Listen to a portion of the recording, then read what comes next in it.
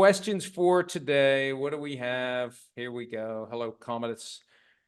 By the way, I pointed out recently that several NFL stars are in a Gladiator-themed commercial for Pepsi, and apparently it's tied into Gladiator 2. And there was somebody on X saying, I've never seen Gladiator 2. How in the world has anyone not seen, or Gladiator 1? How's anyone not seen it? It's on Peacock right now.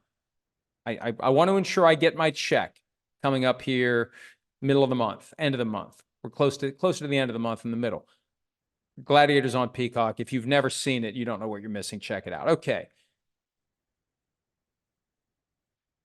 CJ Newman, are teams and players satisfied with having 7 teams per conference in the playoffs? It felt perfect at 6 and having 2 teams with first-round buys. I'll tell you who likes having – well, look, I think any owner likes the idea of having 7 teams because it's a greater chance his or her team's going to get to the playoffs. No coach ever complained about having 7 teams in the playoffs because what's the pass-fail line for a coach who might be in trouble? Typically, you got to make the playoffs. Playoffs are out. Now, for some coaches, maybe you got to go a little farther. Maybe you get to the playoffs a couple of straight years, like with Mike McDaniel in Miami. Maybe we got to do more something and just get to the playoffs. But still, most coaches know if they have a team that gets to the playoffs, they're more likely to come back the next year. So if they're going to give out more seats to the playoff table, we'll take them. And also, we've seen what happens. If you just get in as the 7th seed, or the 6th seed, incorrectly designated as the 7th seed inside the Kansas City Chiefs ring, but I digress. But if you just get in, you can make some noise. You can put it together.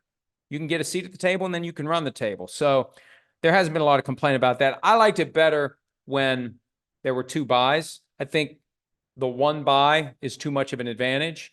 At this point, let's just do 8 and 8. Let's make the top seed play. Even if the top seed is going to be a 20-point favorite, let's make the top seed play wild card weekend so no one gets the 2 weeks off and everyone has to keep playing, because I just think that's too much of an advantage if only one team is going to get it. All right. At Burn Unit, any chance of players being able to get all grass fields in exchange for the 18th game? No. I mean, the point I've been making is the players need to put together a list. And my understanding is they currently are, because they are expecting pretty much at any time the NFL to make a proposal for 18 regular season games. Not a year and a half from now.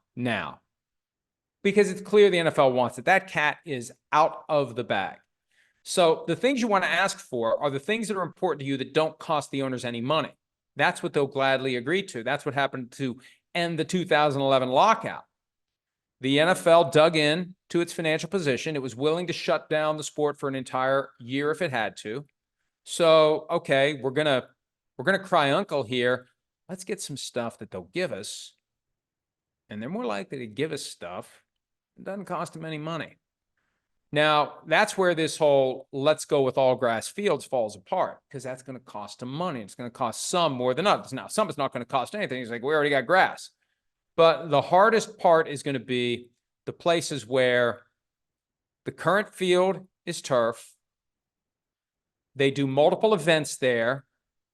So they don't want to have the system in place where you've got high-end grass field that, what do you do? Cover it up? What do you do? If you don't have the stadium already built to slide it out, that's the best way to do it. Las Vegas and Arizona are 2 of the ones that I know of. They may be the only 2 where the whole tray slides out. You can maintain the grass outside of the stadium, push it right in when it's time to play a game, and otherwise have the facility available for all the other stuff you want to do without messing up the grass. But are you going to retrofit AT&T Stadium? Are you going to retrofit US Bank Stadium? How would you even begin to do that? And even if there is a way to do it, how much would it cost to add a system that's going to push this 120 by 53-yard field of grass, this giant rectangle, out into the parking lot for the grass to be maintained and taken care of and just otherwise preserved while other events are happening? So I think it's going to cost too much money to do it. That's why they don't want to do it. The only way the players are ever going to get all grass is if they strike for it and if they're willing to sit out a whole year. And I guarantee you they're not. It's not a judgment. It's not a criticism. It's a fact. 1987, after a 3-week strike, what happened? Picket line collapsed. NFL brought in replacement players. After a couple weeks of not playing, guys wanted to play, and it all fell apart. 2011, the lockout ended right around the time of the Hall of Fame game because the players weren't willing to go without getting paid. And they were going to start losing money once preseason games were missed. The only thing that anyone lost that year was a Hall of Fame game, which some would say no great loss at all. So unless they're as stubborn as the owners would be, when the owners want something, hey, we'll lock you out for a whole year, and they mean it. It's not an idle. I was trying to say hollow and idle at the same time, and I was starting to say idle. It's not a idle. It's not an idle threat. It's a real threat, and they've convinced the players of that. That's why we have 17 games now. 2020. Hey, you don't agree to 17 games, we're going to lock you out. Let's not go through that again. Let's just do a deal based on 17 games. 18 games, same thing. Hey, we'll lock you out.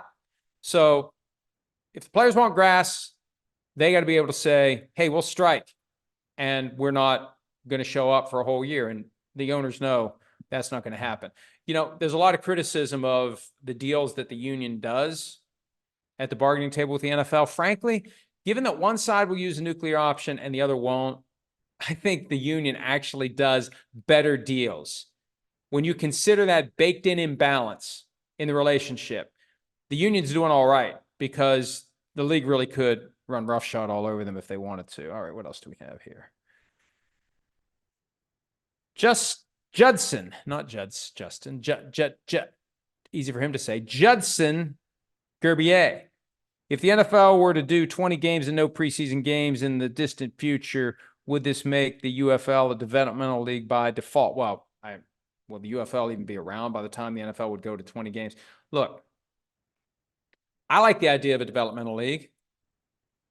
I like the idea of giving players, coaches, officials, everyone opportunities beyond that which they would receive within the confines of the NFL, off-season, preseason, training camp, etc. But the owners don't care about that. It's up to the teams to develop the players. It's up to the players to develop themselves. We're not going to pay for, we're not going to invest in, we're not going to care about the presence or absence of a developmental league because at the end of the day, we're going to have enough guys. We're going to have 53 guys. We're going to have 47 in uniform. And one of the things I heard yesterday, if and when the league does go to 18, look for the rosters to go to 55 or more, game day squad to be 50 or more. But we'll have enough players. And it's going to be sink or swim for them. And yeah, it makes it harder for specific coaches. Well, this guy's not developing. How do we develop this guy? If we only had more time, if we only had more chance, if we only had more this, the owners don't care. The owners don't care. And this is the disconnect between team and league. Yeah, in theory, all these teams want to have the best possible players and they want to go and win one for the Gipper and try to win the Super Bowl. They all want to win the Super Bowl. The broader structure doesn't care. The broader structure cares about one thing and one thing only. 3 words, the big Mamu. That's it. It's a for-profit business. They don't want us to think of it that way, but it is. They don't want us to become cynical and jaded, but over 50 years of watching the NFL and studying it, I have. I still enjoy it, but I know what it is. And so the NFL is not going to pay for a developmental league unless it can make money off of it. But the NFL learned with NFL Europe. I mean, they subsidized it and they spent, and after 15 or 16 years, they're like, what the hell are we doing here? This isn't making us any money. Same thing's going on right now with NFL Network. What's happening in NFL Network? They're stripping it down to nothing. Studio shows, gone, replaced by Zoom-based shows. Hey, it's easy to do this. You can be at your house. You don't need a studio and all the people staffing a studio that NFL Network had when they had Good Morning Football with a studio in New York, which is going to be expensive. Total Access, studio. Oh, what's free studio time? Yeah, but you got to have a crew there. Look what they have on now. They've got this insider show, which is people at home. Cheap. They've decided after 20 years, hey, we're going to start treating this like a business. And we're going to start cutting costs wherever we can. So that's why the owners don't care about a developmental league. It's fun to talk about. It would be great to give young players opportunities. But at the end of the day, I say this in the context of giving players second chances, because every time you give a player who has misbehaved a second chance, you're taking away someone else's first chance. Someone who's never gotten in trouble, someone who's never done anything to deserve to be cut. They're getting displaced by the guy that's getting the second chance. Well, same thing happens with development. If you develop, hey, look, we've developed a Kurt Warner by playing in the Arena League and the World League and here and there, and now he's ready to go. Okay, he's going to knock off someone else who would otherwise potentially be ready to go. So as long as it's a zero-sum game as it relates to the talent pool, and as long as they have enough guys, they don't care who they are.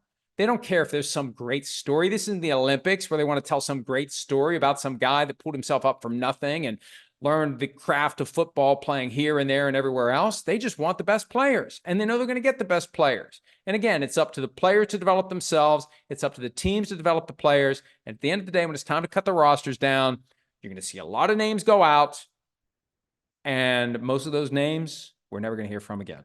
Hi, it's Mike Florio. Thanks for watching PFT on YouTube. Hit subscribe for the latest news and analysis from Pro Football Talk.